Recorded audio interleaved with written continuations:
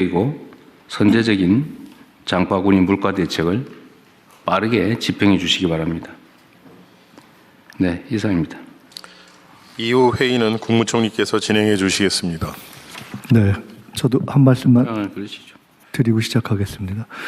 강화군 색동원 성추행 진상규명과 피해자 보호를 지시했습니다. 10년 이상 정부, 지자체, 관련 기관 어디서도 걸러내지 못했다는 것이 충격입니다. 신속한 수사를 챙기고 사회적 약자 이용시설 전체에 대한 점검 작업에 들어가겠습니다. 기술 유출 혐의로 원자력 안전기술원 전직 원장이 기소되고 방첩사의 민간인 사찰 흔적이 발견되고 구시대적인 간부 모시는 날이 지자체 등에서 여전하다는 보도가 나왔습니다. 이러한 구조적 개인적 문제점을 원천 근절하기 위해서 총력을 다하겠습니다. 부동산 정책도 비리 근절도 공직기강도 한다면 하는 대통령이고 정부이고 총리라는 것을 확실하게 보이겠습니다.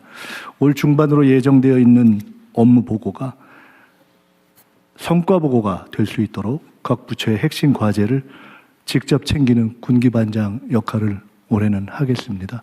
이런 각오와 방향을 대통령님께도 말씀드린 바 있습니다. 모든 정부 관계자들도 긴장하고 명심하고 새로 시작하는 각오로 해주시기 바랍니다. 현안 토의를 먼저 진행하겠습니다. 네, 현황 토의 이전에 제가 한두 가지만 좀 말씀드리고 시작하도록 하겠습니다. 오늘 다시 이제 주가가 5,000포인트를 회복한 것 같습니다. 근데 참 안타깝게도 우리 사회의 환경이 개선되면 다 축하하고 격려하고 또 더 잘 되도록 힘을 합치는 게 저는 우리 공동체 인지상정이라고 생각하는데 주가 폭락하니까 좋아하는 사람들이 있어요. 왜 그러는지 잘 모르겠습니다. 그리고 주가는 올리려고 그러면서 왜 집값은 누르냐 뭐 이런 얘기도 있어요. 주가와 집값은 좀 다릅니다. 주가는 기업 활동에 도움이 되죠. 또 주가 올랐다고 누가 피해보는 사람 없습니다. 집값은 집값이 오르면 이게 투자 자산이 집값에 또 부동산에 매여가지고 생산적 영역에 사용되지가 못해서 그 사회 경제 구조가 왜곡됩니다. 또 집값이 부당하게 오르면 집 없는 사람들이 너무 고통스러워지죠. 그 자원 배분이 또 왜곡됩니다. 그 집값과 주가를 같은 선상에 놓고 판단하면 안 된다. 저는 이게 좀 모르면 그런 생각을 할 수도 있는데 최소한 사회의 지도적 입장에 있는 사람들이 그렇게 얘기를 하거나 또는 그런 식으로 선동하는 것은 참 옳지 않다 그런 생각이 듭니다. 그리고 제가 조금 전에 어디 보니까 우리 곽이 부총리께서 저기 일 열심히 잘하는 직원들 포상했다는 게 어디 돌아다니대요? 네. 특별 포상 그러셨어요? 했습니다. 다른 부처들도 좀 많이 하세요. 뭐 조용히 하고 있는지 모르겠는데 가능하면 요란하게 하세요.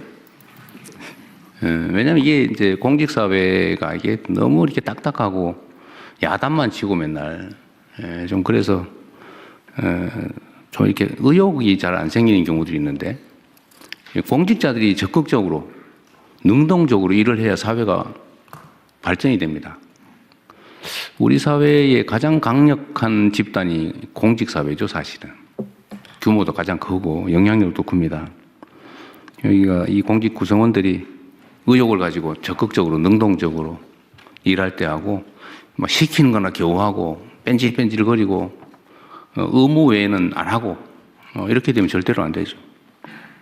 그래서 포상이나 칭찬도 좀 많이 하십시오. 1,000만 원, 뭐 350만 원 이렇게 주시고 그랬더라고요. 네, 뭐 잘하셨어요. 네. 많이 주세요. 계속하겠습니다. 네. 다른 부처들도 좀 하세요. 직원들 잘하는 거 발굴해가지고. 그래야 또 공직자로 국가와 국민을 위해서 봉사하는 재미가 있지 않겠습니까? 그리고 우리 법무부 오늘 대검찰청 보고가 하나 있네요. 민생 침해 사범. 이건 일단 보고 별도로 하실 거죠? 예, 그렇습니다. 문서인데, 예, 그러십시오. 그렇게 하고 하여튼 요새 대한민국 물가가 전 세계에서 가장 높은 축에 속하는데 뭐 여러 가지 이유가 있겠지만 뭐 부동산도 한 원인이겠고 또 하나는 이게 독과점적 지위를 남용해가지고 그 과도하게 높이 가격을 책정하는 것도 한 원인인 것 같아요. 똑같은 조건에서 외국보다 우리나라가 훨씬 더 비싼 건 이해하기 어렵죠. 그런데 이게 검찰이 어쨌든 민생사범 단속을 잘 해가지고 상당한 성과를 냈는데 정말 잘하셨습니다. 이게 원래 할 일이고 또 역량도 있는 조직인데 앞으로도 이런 민생사범 단속은 좀 철저히 해주시기 바라고요. 좀 이따 보고할 때 한꺼번에 얘기하도록 하겠습니다. 네, 그 준비된 안건 토의 시작하시죠. 네. 연명 의료 결정 제도 개선 및 활성화 방안 보건복지부 장관께서 발제해 주시기 바랍니다. 네, 복지부 장관입니다. 연명의료 결정제도 개선 및 활성화 방안에 대해서 보고드리겠습니다. 보고 배경입니다. 2018년 연명의료 결정법 시행 이후 연명의료를 받고 싶지 않다는 비율은 77%까지 높아지고 있으나 실제 연명의료를 시행하지 않거나 중단한 환자는 전체 사망자의 19.5% 수준입니다. 보건복지부는 생애 말기 존엄한 삶을 위해 연명의료 결정제도를 활성화하고 생애 말기 돌봄 체계를 구축하고자 합니다. 문제점입니다. 먼저 죽음에 대한 논의를 기피하는 문화, 연명의료의 상담과 정보 접근성의 제약으로 연명의료에 대해 사전에 충분히 고민하기 어려운 여건입니다.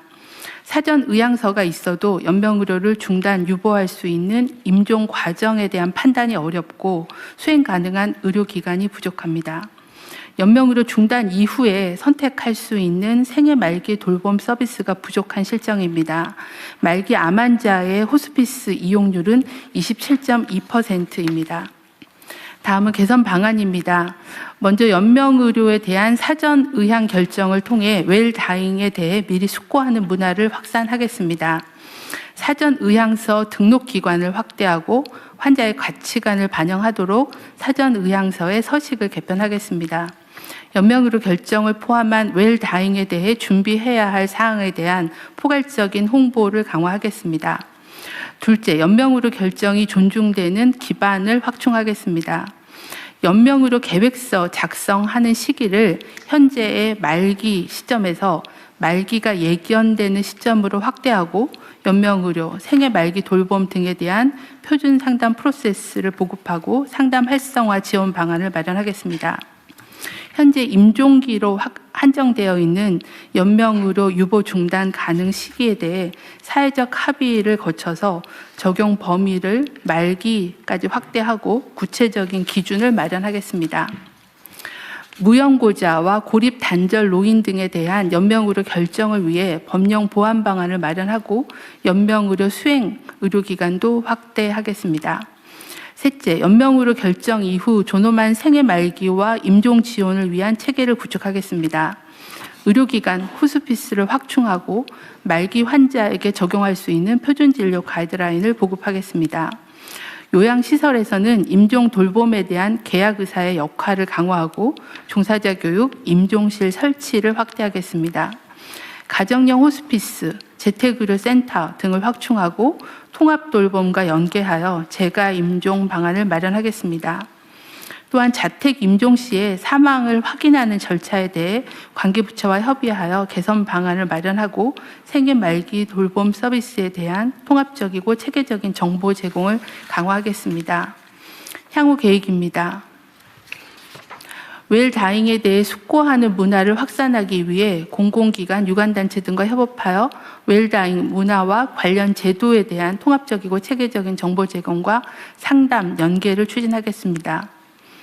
전문가, 국민이 참여하는 공론화를 통해 제도를 개선하고 생애 말기 돌봄 서비스 확대를 위한 거버넌스도 강화하겠습니다. 이상 보고를 마치겠습니다.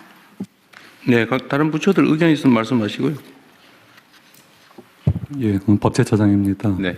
그 지금 그 사전 연명 의료 의향서를 등록할 수 있는 기관이 현행법 11조에 보면은 그 보건소뿐만 아니라 공공기관까지도 포함이 되어 있습니다. 근데 그 공공기관 이외에 그 주변에서 쉽게 접근할 수 있는 주민센터 같은 곳으로도 확대하는 게 연명의료의향 등록을 활성화하는 길이 아닌가 싶고요. 한 가지 더 말씀드리면 그 자택 사망 병원에서 연명 치료를 하지 않으면 호스피스 시설에 들어가거나 자택이 있어야 되는데 호스피스 시설은 굉장히 제한돼 있고 결국 자택에서 사망을 해야 되는데 자택에서 사망할 경우에는 이 경찰에서는 변사 사건으로 일단은 봅니다. 그래서 병원으로 가서 뭐 사체 검안서라든가 진단서를 요구하는데 굉장히 형식적이고 떠넘기기식이고 병원에서도 사실상 한쪽 구석에 방치돼 있다가 하루 이틀을 그냥 보내기도 합니다. 그래서 이런 문제는 반드시 해결이 돼야 될 것 같습니다. 좋은 지적 같습니다. 이게 이 개인적 경험 얘기하기는 좀 그런데 아주 오래전이긴 한데 제 선친께서 돌아가시고 난 다음에 사체 검안서 떼느라고 엄청 고생했어요. 근데 아마 앞으로도 똑같이 오히려 더 엄격해질 가능성이 많은데 그 법제처장 지적이 일리가 있습니다. 잘 챙겨봐 주시고요. 네, 또 없으면 저도 의견 하나 말씀드리도록 할게요. 하여튼 이게 이미 이제 회생불능이고 사망에 임박했고 치료한다고 개선되지도 않고 고통만 심한 이런 경우에 그냥 단순한 연명을 위한 뭐 강제 호흡이라든지 강제 급식 이런 것들을 이제 더 이상 안 한다 그런 얘기죠. 그걸 안 하겠다라고 본인이 의사 표명을 하면 그런 연명 치료를 안 하는 호흡기를 떼는 그런 조치를 하도록 허용한다 그 말이죠. 연명 의료를 시작하지 않거나 중단하겠다라는 겁니다. 근데 지금 현재 어쨌든 개인적으로도 고통스러운 일이기도 한데 떠날 때 깔끔하게 이렇게 좀 하고 싶은데 그걸 막 지연시켜서 고통스럽다 가족도 본인도 그런 문제인데 좀 그렇긴 하지만 이게 건강보험료 지출도 그 피보험자의 이제 일생을 기준으로 하면 나이 들어서 사망 직전 치료비가 엄청나게 들어가고 그 중에서도 임종 직전이 더 압도적으로 많이 들고 그런다고 하더라고요. 비율이 얼마 정도 됩니까 혹시? 금액을 정확하게 제가 추산해서 기억하지 못하는데요. 이제 사망 직전의 1년이나 뭐 그 시기에 치료비가 제일 많이 집행되는 걸로 평가하고 있습니다. 뭐 70%, 80% 이런 얘기도 있던데. 네, 그 정도 비율입니다. 대통령님, 돌아가시기 3개월 전에 약 60% 의료 수가를 쓰고 사망을 3개월 전에? 네. 낫지도 않으면서. 그러니까 연명 치료하면 엄청난 비용이 들어가요. 그렇습니다. 이게 본인도 괴롭고 가족들도 힘들고 네. 건강보험료도 그렇고 뭐 하여튼 그런 문제가 있어서 이거를 본인이 원하면 더 이상 하지 않는 걸로 하자. 본인과 가족이 동의하에. 본인도 동의해야 되고 가족도 동의해야 돼요. 네. 일단은 본인이 사전에 의향서를 먼저 써놓으면 본인 의사가 확인이 되고요. 그다음에 말기 환자라고 하면 의사하고 상담해서 연명의료 계획서를 환자랑 의사가 쓰면 본인의 의사로 연명의료를 중단할 수 있는데 그걸 사전에 해놓지 않으면은 그다음에 가족의 동의가 있으면 가능합니다. 하여튼 이건 매우 중요한 제도고 하여튼 이게 불편하지 않도록 또 어쩌면 쉽게 할 수 있는 거 외에 저는 뭐 일종의 인센티브라도 있으면 좋겠어요. 그게 뭐가 될지 모르겠는데 사회적으로도 이익이기 때문에 그 점을 잘 조정을 할 필요가 있지 않을까 싶습니다. 네, 현재 저희가 생각할 때는 연명의료를 안 하겠다고 결정을 하면 사망하실 때까지 제대로 된 말기 돌봄이 가야 되거든요. 근데 통증 관리나 아니면 다른 관리들이 이제 병원이나 재가에서 돼야 되는데 그런 제공 기관이 좀 부족하다 보니 연명의료를 결정하더라도 제대로 된 임종 서비스를 못 받는 문제가 좀 있어서 그 부분을 저희가 확충하는데 복지부가 집중하려고 하고 있습니다. 특히 최근에 이제 지역사회 통합 돌봄이 활성화가 되기 때문에 재택에서도 그런 임종 돌봄을 받을 수 있게 네. 그 부분에 대한 거를 뭐 수가나 아니면은 이제 매뉴얼 같은 걸 만들고 또 의료진에 대한 교육을 해서 재택 임종을 강화하는 네. 부분들, 호스피스 강화하는 부분들을 계획을 하고 있습니다. 그러니까 연명 치료 안 하고 재택 임종을 할 경우에는 인력과 비용이 더 들겠죠. 그런데 그게 병원에서 연명 치료를 하는 것보다는 훨씬 적게 들겠죠. 네, 그렇습니다. 그럼 과감하게 투자를 하는 게 맞죠. 네. 네. 그렇게 하십시오. 기획을 좀 해서. 네, 추가적 의견 없으시면 이상으로 토의를 마치고요. 해당 사안에 대해서는 다음 부처 보고로